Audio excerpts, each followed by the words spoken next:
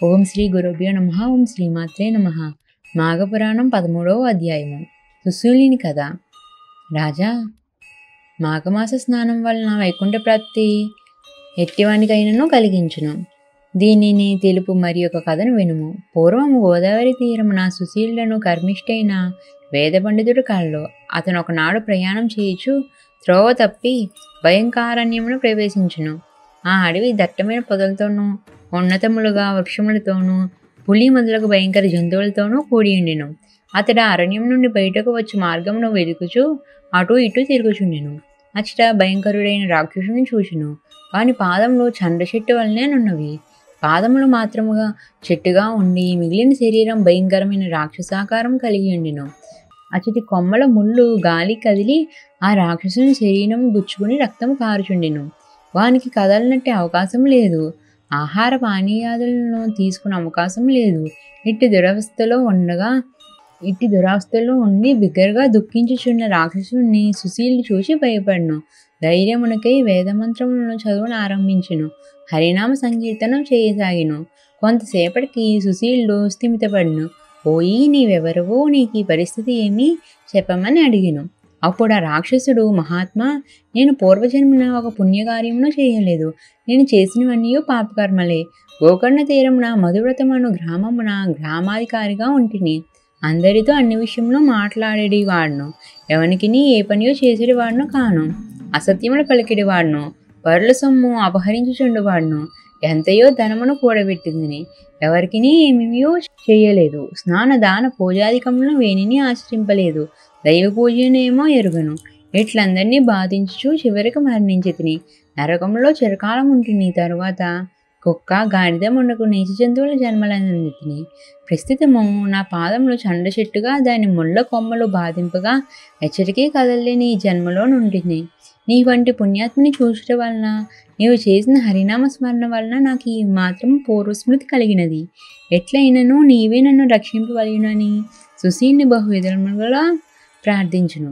సుశీలును వాని స్థితికి మిక్కిలి విచారించెను. వానిపై జాలిపడి వానిని ఉద్ధరింపదలచెను. పోయి ఇష్ట సమీపమున నీరున్నదా అని అడిగాను. 12 యోజనముల దూరమున నీరున్నదని ఆ రాక్షసుడు చెప్పెను. నీకు సంతానం ఉన్నదా అని సుశీలుడు అడిగాను. అప్పుడు ఆ రాక్షసుడు, అయ్యా, నాకు ఆ జన్మలో 4 పుత్రులు ఉండేవారు. నా వంటి వారి సంతానం అటువంటిదే. ప్రస్తుతము నా వంశం వాడు భాష్కలుడను వాడు గ్రామాధికారిగా ఉన్నాడని చెప్పెను. సుశీలుడు, ఓయి, ధైర్యముగా ఉండము. నేను నీ వంశం వానితో మాట్లాడి నీకు వచ్చిన ఆపదను పోగొట్టుదునని పలికిను. రాక్షసుని పూర్వజన్మలోని వంశంలోనున్న వానిని భాష్కలుడను వానిని వెదుగుచూ పోయిను. సుశీలుడును రాక్షసుని పూర్వజన్మలోని వంశం వాడైన భాస్కరుని వద్దకు పోయాను. వానికి తాను చూసిన భాస్కరుని పూర్వీకుడైన రాక్షసుని వృత్తాంతమును చెప్పెను. అతడును రాక్షస రూపంనున్న నా పూర్వీకునకు రాక్షస రూపం పోవలనా, ఏమి చేయవలనో చెప్పమని అడిగాను. అప్పుడు, పోయి నీవు మాఘమాసమున నదీ స్నానం చేయము. శివుని కానీ కేశవుని కానీ నీ ఇష్టదైవమును పూజింపుము. పురాణమును చదువుము లేదా వినుము. దీనివలన నీ పాపములు పోయి నీకు పుణ్యము కలుగటియే కాక పూర్వులైన నీ పితృదేవతలను పాపక్షయము పొంది పుణ్యలోకమునందుదురు. స్నానం 7 విధములు. అవి: మంత్రములను చదువుచూ చేయి స్నానము మంత్రస్నానము, మట్టిని రాసుకుని చేయి స్నానము మృత్తికా స్నానము, భస్మమును శరీరమునకు రాసుకుని చేయి స్నానము ఆగ్నేయ స్నానము, గోవులు నడిచినప్పుడు పైకెగిన దుమ్ము మీద పడినట్లు చేసిన స్నానము వాయువ్య స్నానము, నదులు చెరువులు మునగ వానలు చేయి స్నానము వరుణ స్నానము, ఎండగా ఉన్నప్పుడు వానలో చేయి స్నానము దివ్య స్నానము, మనస్సులో శ్రీహరిని స్మరించు చేయి స్నానము మానస స్నానము, ప్రాతకాలంలో స్నానం చేయలేని అశక్తులు, వృద్ధులు, రోగిష్టివారు మున్నగవారు తడి వస్త్రంతో శరీరము తుడుచుకున్నట్టు చేయవచ్చును. జుట్టు ముడి వేసుకుని స్నానం చేయవలెను. స్నానం చేయనప్పుడు కౌపీనము అంటే గోచి ఉండవలెను.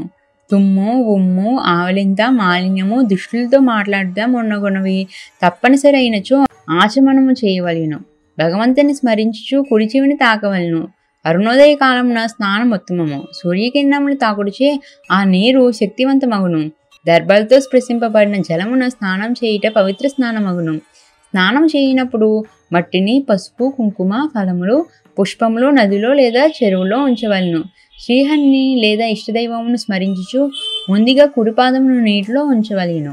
బొడ్డు లోతులో నిలిచి సంకల్పాదులను చెప్పుకొనుట, జప తర్పణాదులను చేయుట చేయవలెను. స్నానమైన తరువాత ముమ్మారు తీర్థమును స్వీకరించి ఒడ్డునకు చేరి 3 దోసిల నీటిని తీరము నుంచి నదిని లేదా చెరువును ప్రార్థింపవలెను. ముమ్మారు ప్రదక్షిణం చేయవలెను. నదీ స్నానం చేసిన పిమ్మట తడి వస్త్రము 4 అంచులను చేర్చి నీటిని పిండుచు పితృదేవతలు స్మరింపవలెను. ఇట్లు చేయుట పితృదేవతలకు ప్రీతిని కలిగించును. పర్వదినంలో చేసిన స్నానము మరింత పుణ్యమునిచ్చును. స్నానం చేయనప్పుడు అపోహిష్టాది మంత్రములను చదువుచు, మంత్రము రాని వారు ఇష్టదైవమును స్మరించుచు నీటిలో మరలా మునగవలెను.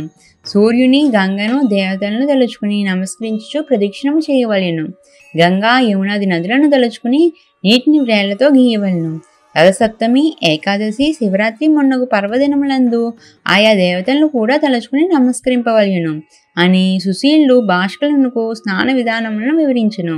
అతడు అడిగిన ధార్మిక విషయములను దైవిక విషయములను వివరించును. తరువాత తన దారిన పోయెను. భాష్కరుడును సుశీలుడు చెప్పినట్లుగా మాఘస్నానమును పూజాదులను నిర్వహించును. స్నానానంతమున రాక్షస రూపమునున్న పూర్వుని ఉద్దేశించి తర్పణము కూడా చేసెను. ఇట్లు మాఘమాసం అంతయు చేసెను. రాక్షస రూపమున ఉన్న తన పూర్వీకునకు రాక్షసత్వం పోయి పుణ్యలోకంలో కలిగెను. ఇంతటితో మాఘపురాణం 13వ అధ్యాయం సంపూర్ణం. ఇంకా మరెన్నో పురాణాలు, ఇతిహాసాలు తెలుసుకోవడం కోసం మా ఛానల్ని సబ్స్క్రైబ్ చేసుకోండి.